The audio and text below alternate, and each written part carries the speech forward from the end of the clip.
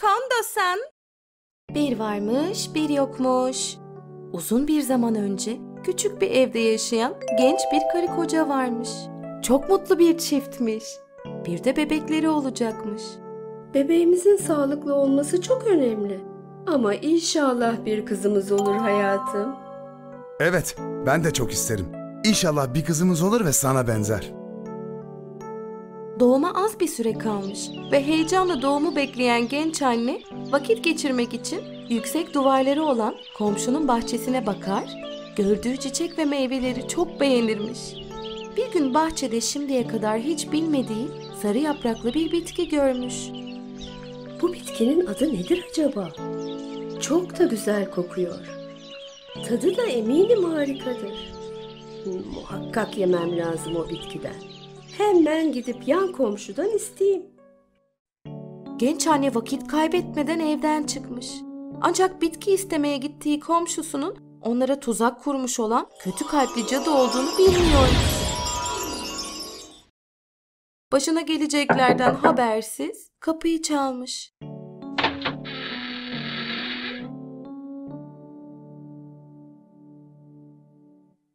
Merhaba komşum. Bahçedeki sarı yapraklı bitki çok güzel kokuyor. Hamileyim ve canım çok çekti. Yenilebilir bir bitki midir bu? Elbette. Az da olsa verebilirim. Tadı çok güzeldir ve insanlar için çok yararlıdır. Bebeğime de yararlı olur o zaman. Tabii komşum. Özellikle bebek bekleyen annelere çok iyi gelir. Ama unutma, çok değerli olduğundan sadece bir tane alabilirsin.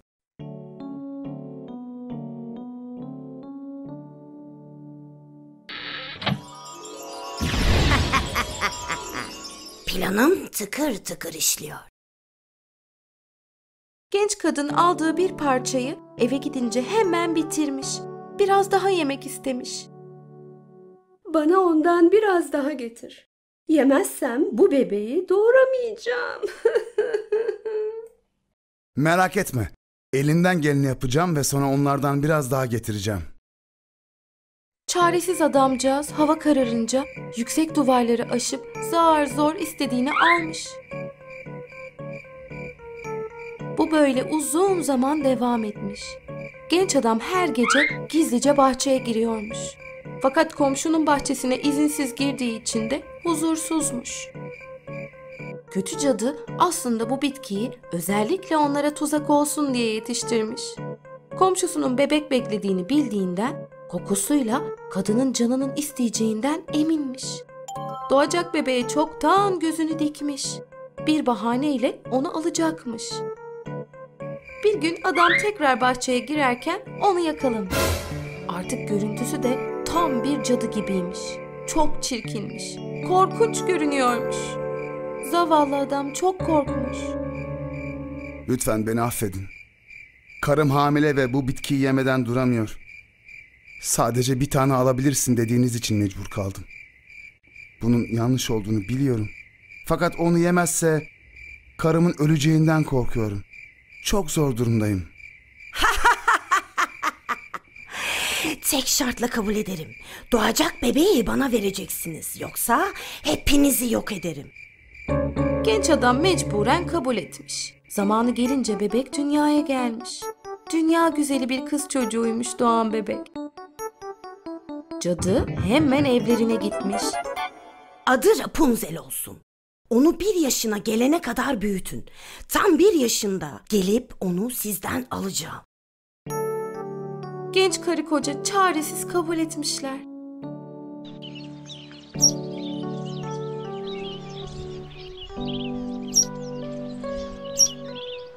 Rapunzel 1 yaşına gelince cadı tekrar gelip bebeği ağlayan anne ve babanın elinden alıp çok uzaklarda ormanın ortasında kapısı olmayan bir kuleye kapatmış.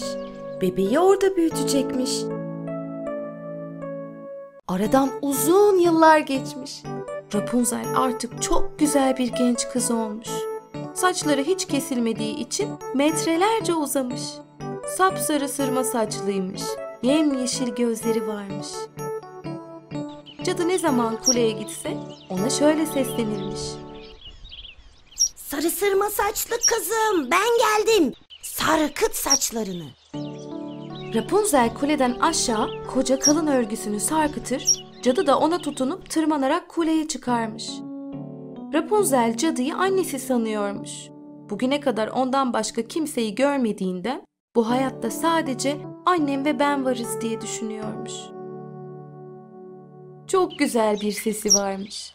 Akşama kadar şarkılar söylerken sesi bütün ormana yayılır, tüm kuşlar onu dinlemeye gelirmiş. Kuşlar onun tek arkadaşıymış. Bir gün prens atıyla ormanda gezintiye çıkmış. Rapunzel'in sesini duyunca bu güzel sesin nereden geldiğini merak etmiş. Sesin geldiği yöne doğru ilerleyince kuleyi görmüş. Sesin oradan geldiğini anlamış. O güzel sesli kızla mutlaka tanışmalıyım. Acaba bu kuleye nasıl çıkabilirim? Kulenin etrafında çaresizce dönüp dururken bir de bakmış bir cadı kulenin altında yukarı sesleniyor. Hemen bir ağacın arkasına saklanıp seyretmeye başlamış.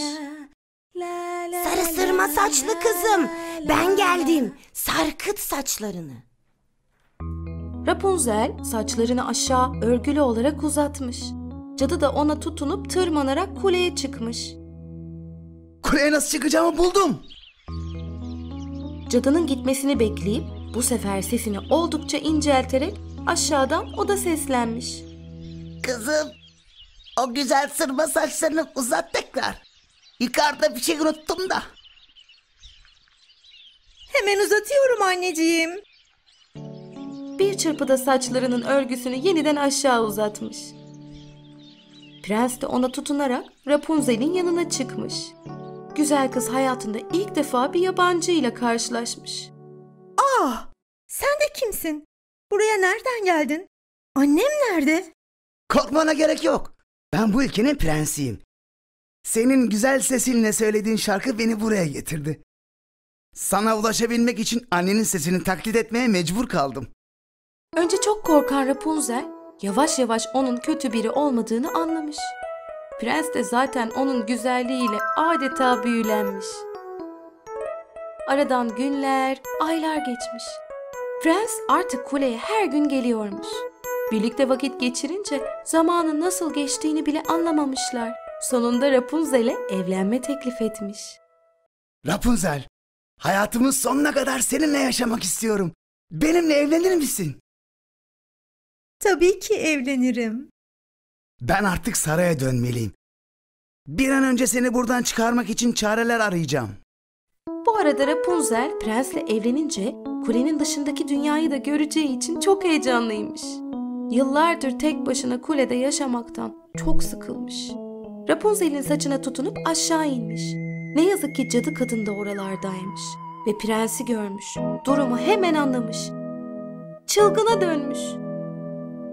Rapunzel prensi indirdikten sonra henüz saçlarını yukarıya çekerken cadı atlayıp yukarı tırmanmış.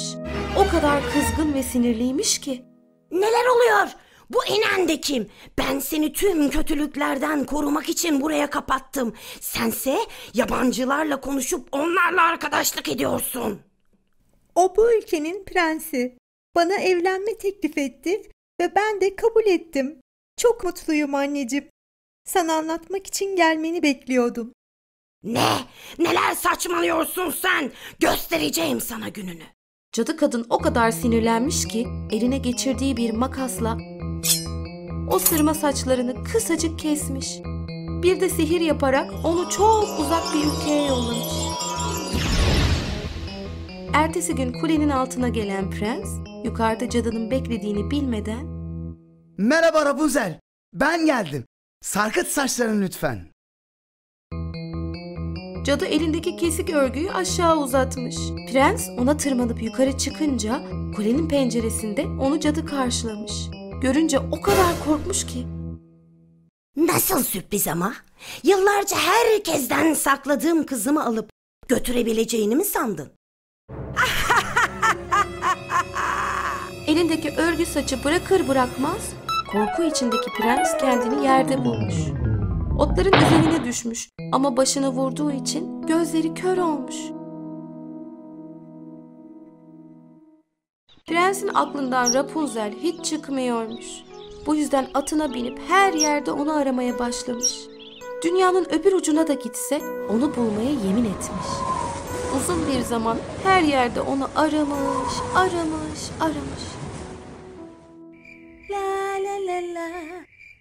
Nihayet bir gün bir yerde kulağına bir şarkı gelmiş. Bu ses ona çok tanıdıkmış. Bu Rapunzel'in sesi. Nihayet onu buldum. O sese doğru atını sürmüş. Rapunzel'in kaldığı evin kapısına kadar gelmiş. Rapunzel, ben geldim. Kapıyı aç. İnanamıyorum. Sen misin gerçekten? Kapıyı açan güzel kız prensi görünce ağlamaya başlamış. O kadar ağlamış ki gözyaşları gözleri dizlerine kapanan prensin suratına gelmiş. Bu mucize sevinç gözyaşlarının eseriymiş. Çünkü gözleri görmeyen prensin gözleri bir anda açılmış. Birbirlerine sarılıp sevinçle bu mucizeyi kutlamışlar. Prens yarım kalan evlilik teklifini tamamlamış. Saraya dönüp evlilik hazırlıklarına başlamışlar. Rapunzel ve prensin ilk işi güzel kızın gerçek anne ve babasını bulup onlara da müjdeyi vermek olmuş. Onlar da yıllar sonra kızlarına kavuştukları için çok mutlu olmuşlar. Hep birlikte şahane bir düğünle mutlu mesut yaşamışlar.